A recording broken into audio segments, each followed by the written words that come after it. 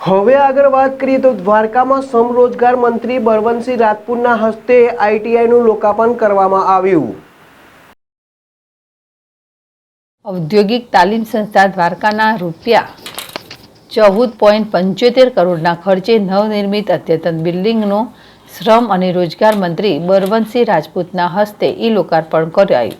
દ્વારકામાં શ્રમ અને રોજગાર વિભાગના કેબિનેટ મંત્રી બળવંતસિંહ રાજપૂત હસ્તે ઔદ્યોગિક તાલીમ સંસ્થા દ્વારકાના ₹14.75 કરોડના ખર્ચે નવનિર્મિત બિલ્ડિંગનું લોકાર્પણ દ્વારકા ખાતે કરવામાં આવ્યું હતું। આ પ્રસંગે ધારાસભ્ય પબુભા માણેક, પાલિકા પ્રમુખ અને તાલુકા પ્રમુખ તથા પાલિકાના સદસ્યો, અધિકારીગણ અને વિદ્યાર્થીઓ ઉપસ્થિત રહ્યા હતા।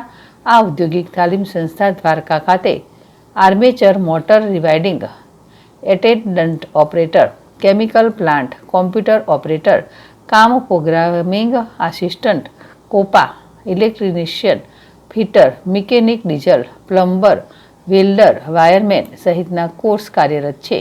લોકાર્પણ થયેલ ઔદ્યોગિક તાલીમ સંસ્થાના ₹14.75 કરોડના ખર્ચે નવનિર્મિત અદ્યતન બિલ્ડિંગમાં 17 classroom, theory room, 22 workshop, auditorium, placement counselling room, IT lab, વહીવટી room, record room, staff room, learning licence, test room, library તથા કેન્ટીન સહિતની સુવિધા તથા અદ્યતન મશીનરીઓ ઉપલબ્ધ કરાઈ છે।